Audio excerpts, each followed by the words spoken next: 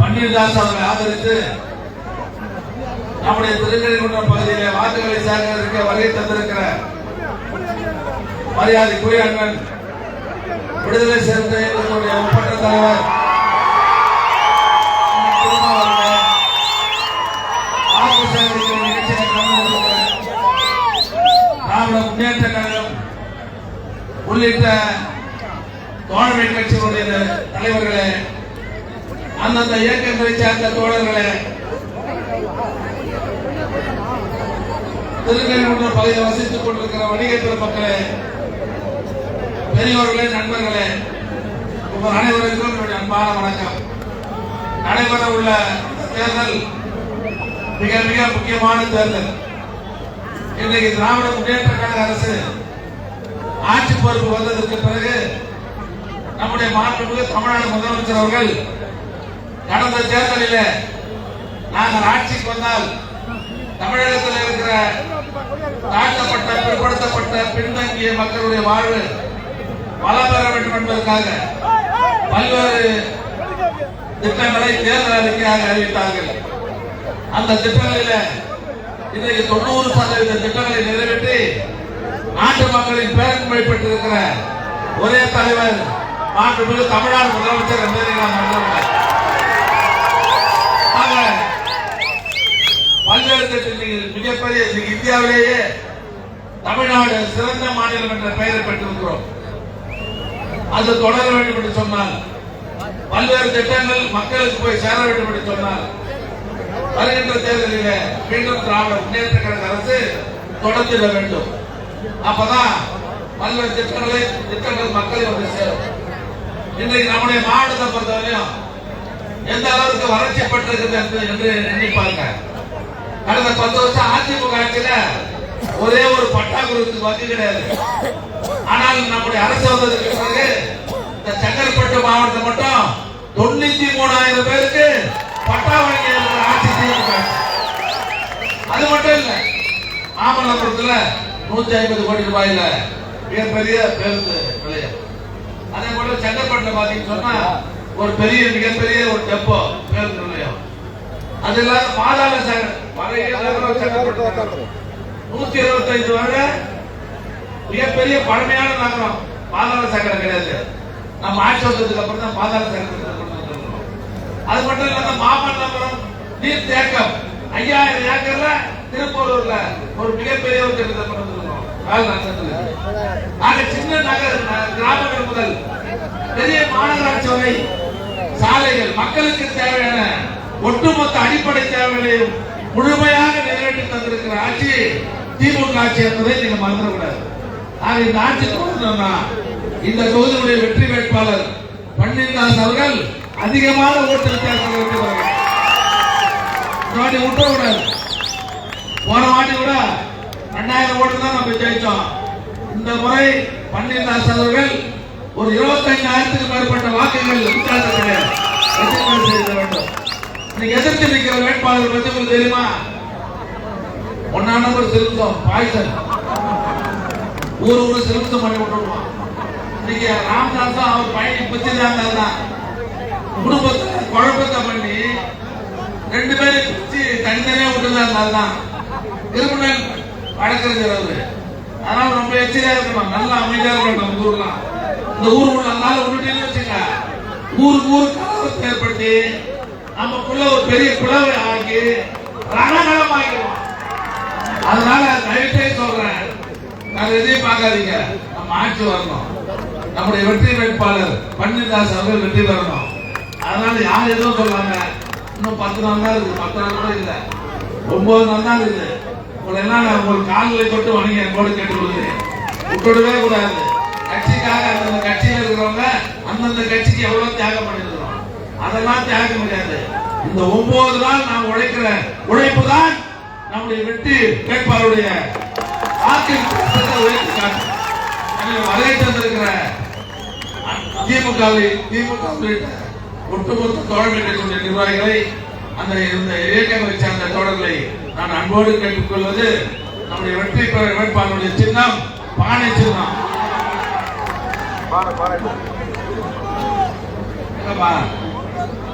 பானை கொடுப்பா. பானை யாரும் வைக்கலையாப்பா? நம்ம சின்ன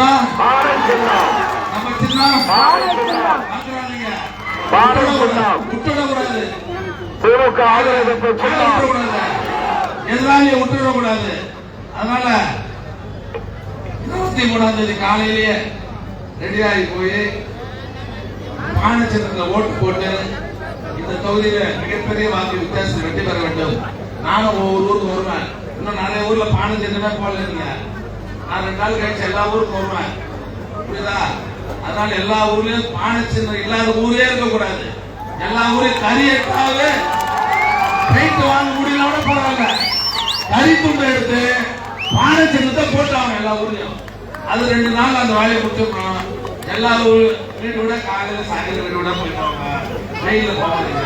காலையில 2 மணி நேரம், சாயங்காலம் 2 மணி நேரம் மக்களை போய் பார்த்து ஓட்டு கேட்டு மிகப்பெரிய வெற்றி ஈட்டு தர வேண்டும் என்று உங்களை எல்லாம் அன்போடு கேட்டு உங்களை பேர் வந்துருக்கீங்க. நாம ஜெயிக்காத அவன் ஜெயிப்பான். இவ்வளவு பேர் வந்துருக்கோம். நம்ம இந்த முடிவுல மட்டும் நாம ஜெயிக்காத அவன் ஜெயிக்க முடியுமா? பார்த்துதான் காட்டி விட்டுட கூடாது. போன தேர்தலில் ஏற்க சொன்ன இந்த வாட்டி மாம்பழத்தை என்ன சொன்ன தப்பி போட்டு ஆசிட்ல போட்டுருந்தோம். அந்த நிலையை நீங்க உருவாக்கி தர வேண்டும். உங்களெல்லாம் அன்போடு கேட்டு இவ்வளவு பேர் வந்து இந்த நிகழ்ச்சியை சிறப்பித்திருக்கிற உங்கள் அனைவருக்கும் நன்றி சொல்லி மறவாது பானை சின்னத்தை மறவாது வெற்றி பெறுவோம். கடுமையாக உழைப்போம். நம்முடைய வெற்றி வேட்பாளரை அதிகமான வாக்கு வித்தியாசத்தில் வெற்றி பெற செய்வோம் என்ற உறுதியேற்றுக் கொண்டு இன்றையிலிருந்து நம்முடைய பணியை தொடங்க வேண்டும் என்று கேட்டு விடைபெறுகிறேன். நன்றி, வணக்கம்.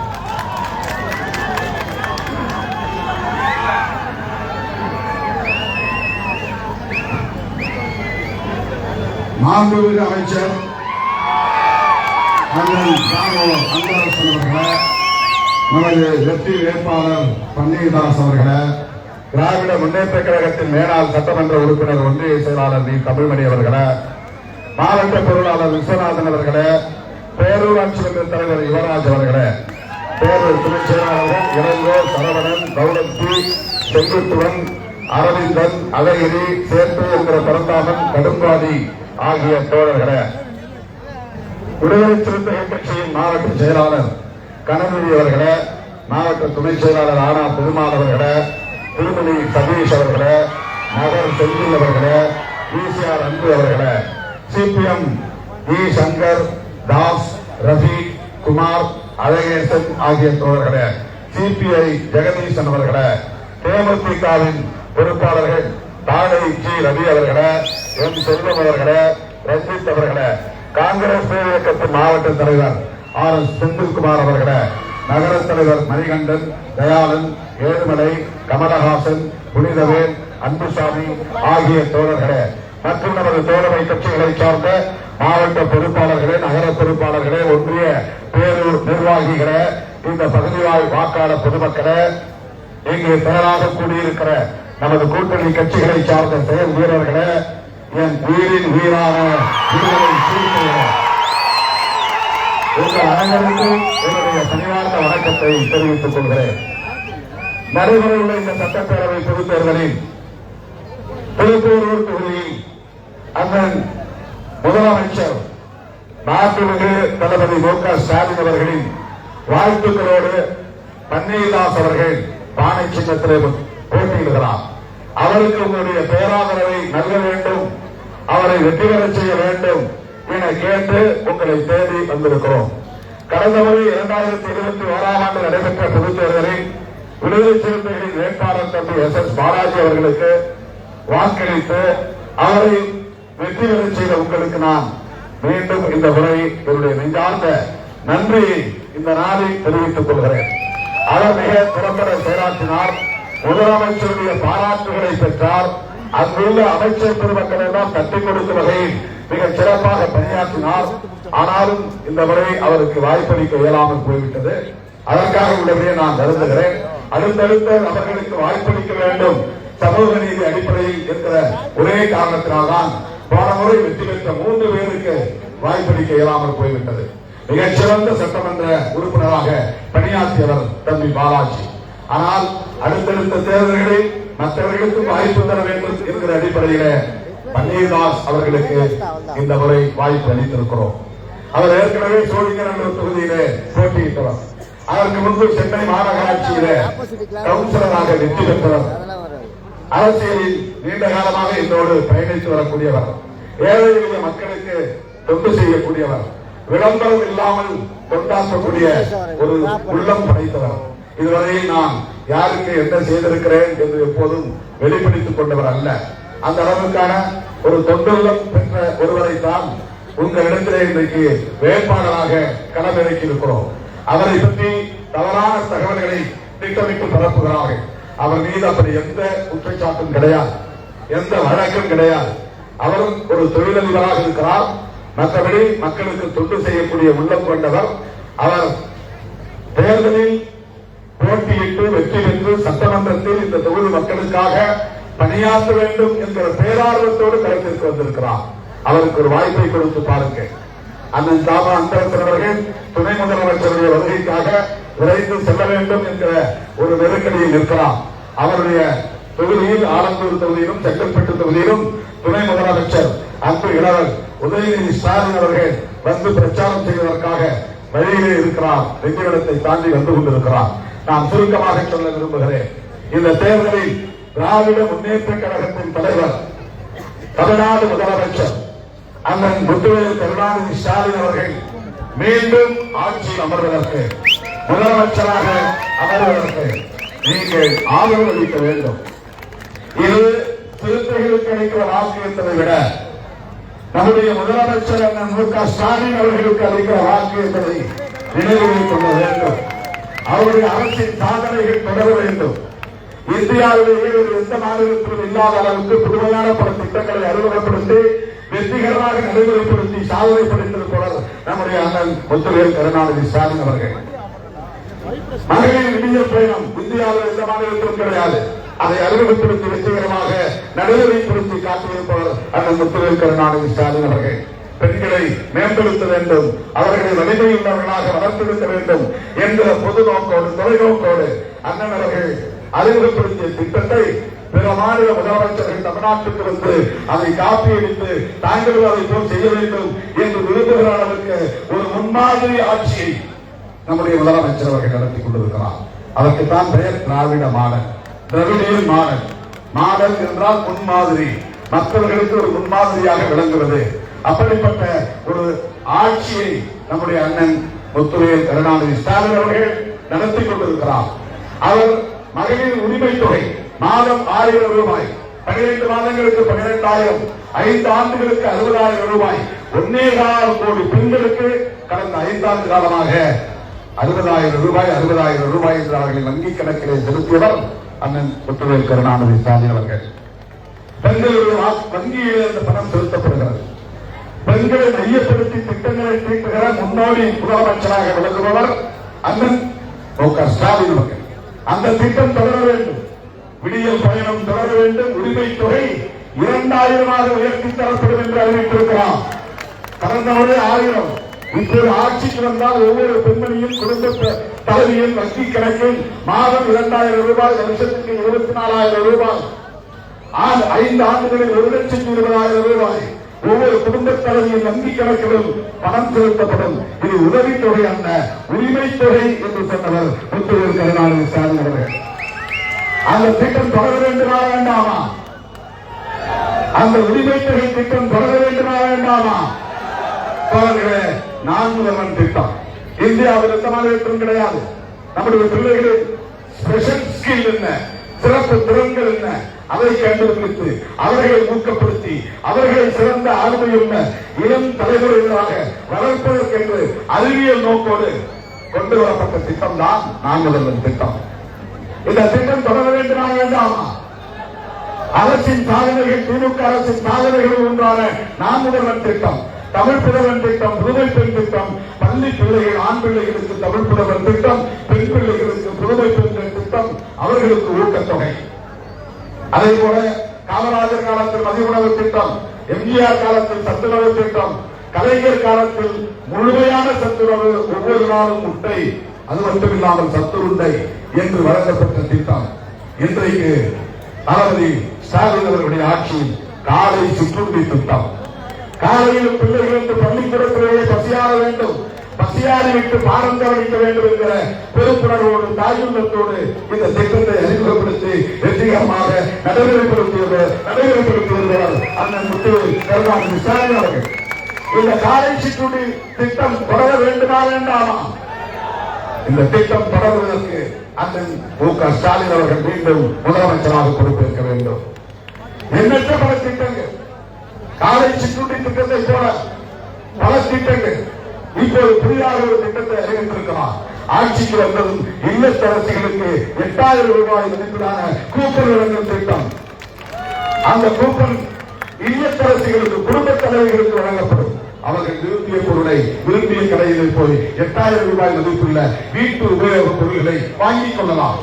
இதெல்லாம் பெண்களை வலிமைப்படுத்துவதற்கென்று பெண்களின் மேம்பாட்டை மையப்படுத்தி முதலமைச்சர் அவர்கள் வாக்குறுதியும் தருகிறார், தந்த வாக்குறுதிகளை நிறைவேற்றிக் கொண்டிருக்கிறார், அளிக்காத வாக்குறுதிகளையும் நடைமுறைப்படுத்தி வருகிறார். இப்படிப்பட்ட திமுக அரசின் சாதனைகள் தொடர வேண்டும்.